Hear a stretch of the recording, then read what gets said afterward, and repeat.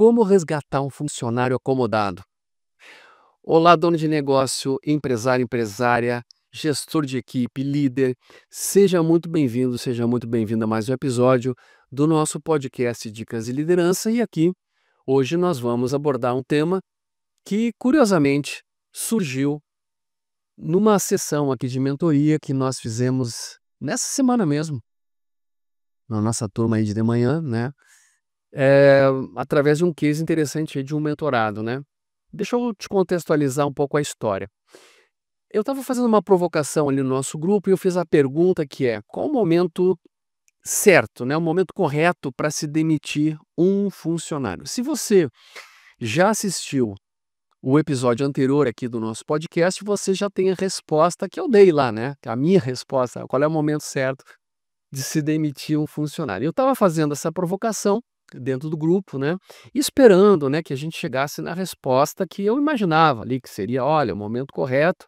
Bom, eu não vou dizer a resposta aí, eu vou deixar você, assistir o episódio, né, senão vai quebrar a magia. Então vamos lá.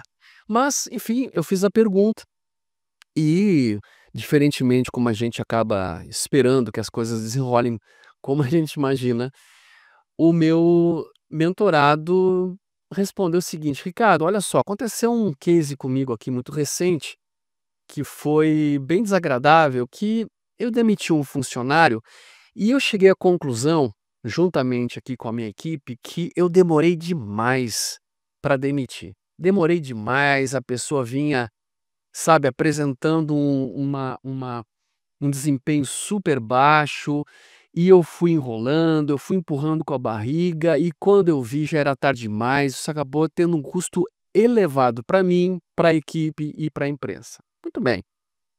E aí, pegamos esse ponto, né, na conversa, para desenvolver, para desenrolar um pouquinho, e isso antes que eu chegasse lá na resposta que eu queria, né. Bom, qual é que é a sacada aqui? De fato, tá, infelizmente, nós seres humanos, nós temos uma tendência natural a deixar as coisas, despencarem, tá. Isso aí, infelizmente, olha só, curiosamente eu havia lido, né, na semana na semana passada eu tinha lido um texto, eu estou lendo um livro aqui, chamado A Praxis da Psicologia, tá, do Dr. Martin Echevarria. E é um livro que aborda várias questões aí da alma humana, né, das nossas tendências, das nossas inclinações, e tem uma parte interessante que fala sobre a interação dos vícios. Eu quero ler para você um trechinho muito curto para a gente contextualizar como a gente vai responder essa questão inicial aqui, que é como resgatar um funcionário acomodado. Então esse trechinho diz o seguinte: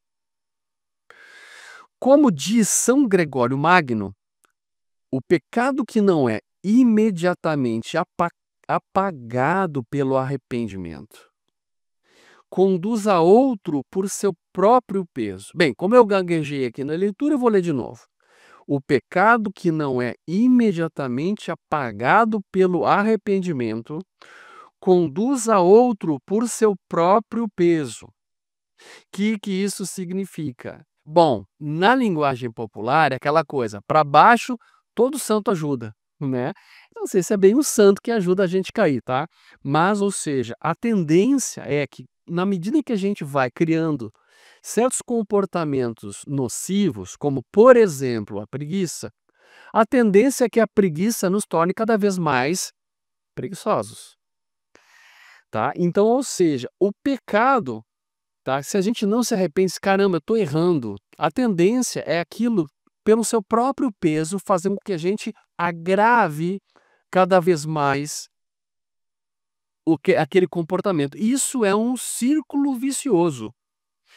E aí você vê o seguinte: "Tá, Ricardo, mas isso aí é papo de, sei lá, é papo de padre, é papo de religioso". Tá, mas vamos ver então o que que fala um psicólogo da linha de Alfred Adler. Alfred Adler foi um dos psicólogos mais influentes nas escolas de psicoterapia vienense, né, um dos fundadores das 3 grandes escolas. A gente tem ali o Alfred Adler, nós temos o Sigmund Freud, que você conhece muito bem, e o Viktor Frankl, tá? Esses são os 3 grandes pais, digamos assim, né, das escolas de psicoterapia vienense. Então, um discípulo do Alfred Adler, portanto, aqui a gente está falando de um psicoterapeuta, diz o seguinte, ó: isso aqui que a gente acabou de falar, ele chama de círculo diabólico ou círculo vicioso da psicopatia,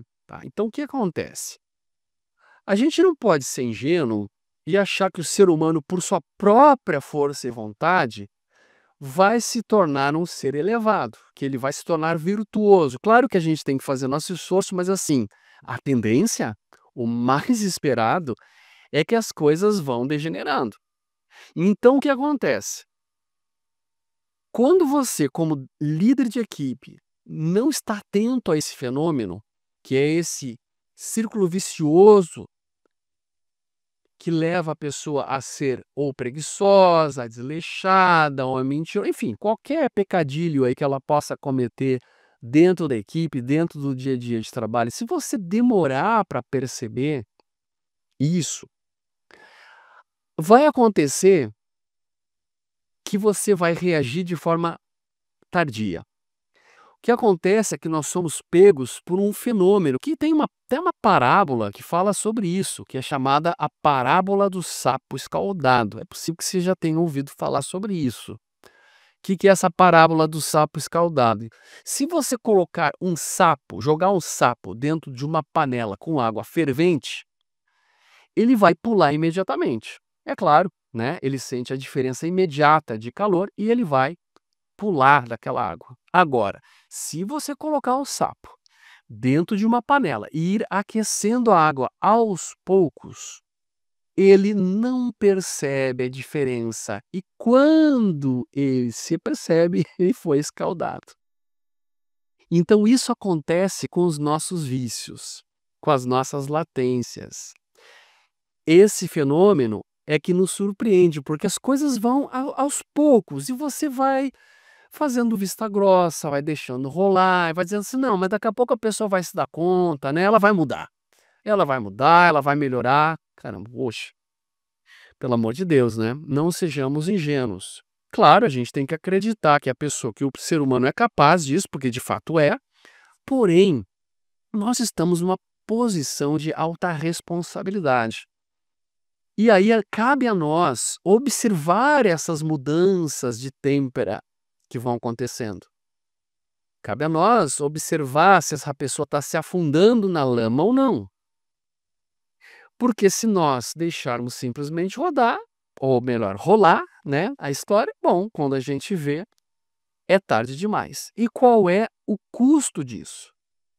Bem, o custo é que a gente vai ter que sofrer com demissão, novo recrutamento, processo seletivo e onboarding para que a pessoa se torne produtiva. E nesse meio tempo a gente gastou dinheiro, a gente tem uma queda em resultados, muita dor de cabeça, estresse e, claro, noites mal dormidas. Tá, e qual é a solução então? Então, nessa mentoria ali, eu acabei mostrando aí para o grupo que a gente tem sim uma solução para isso e chama-se gestão proativa para resultados. O que é isso? O que é gestão proativa? É você não esperar o resultado acontecer para você tomar alguma contramedida.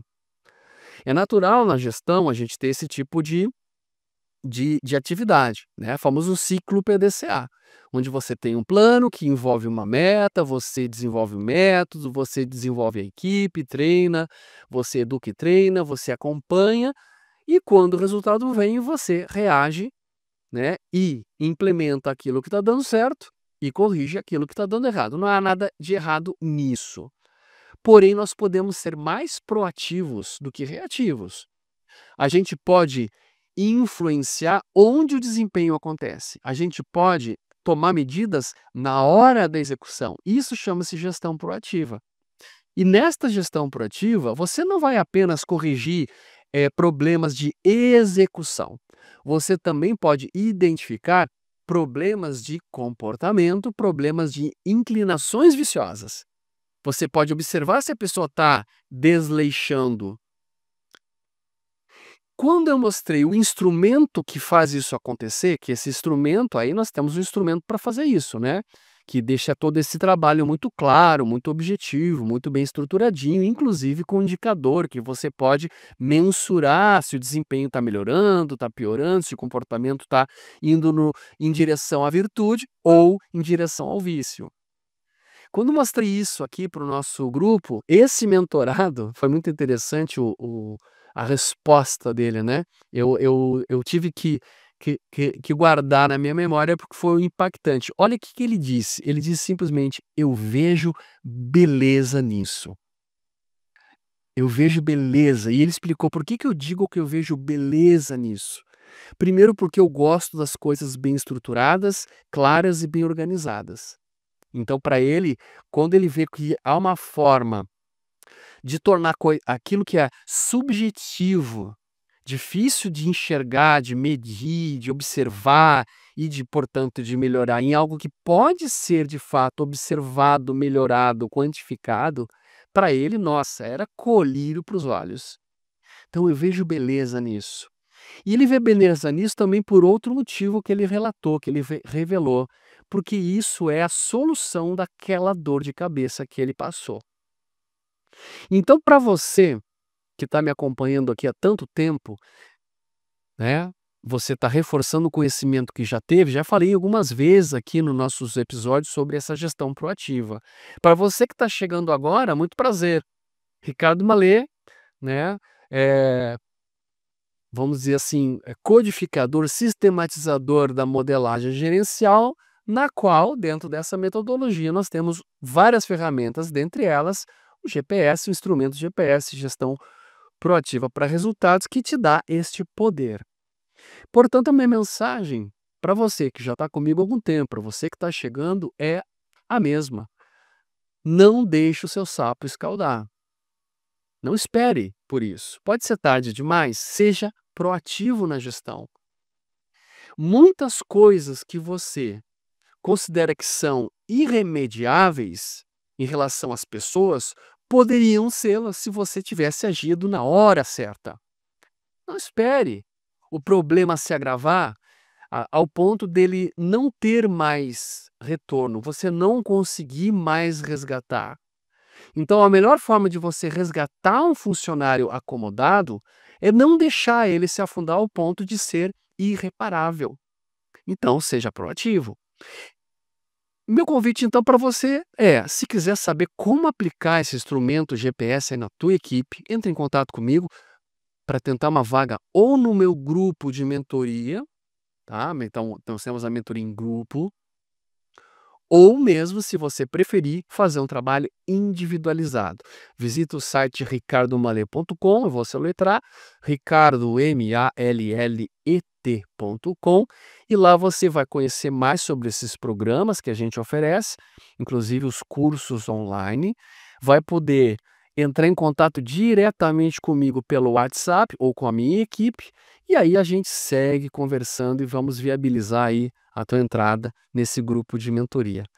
Bem, muito obrigado pela tua audiência e a gente se vê num próximo episódio.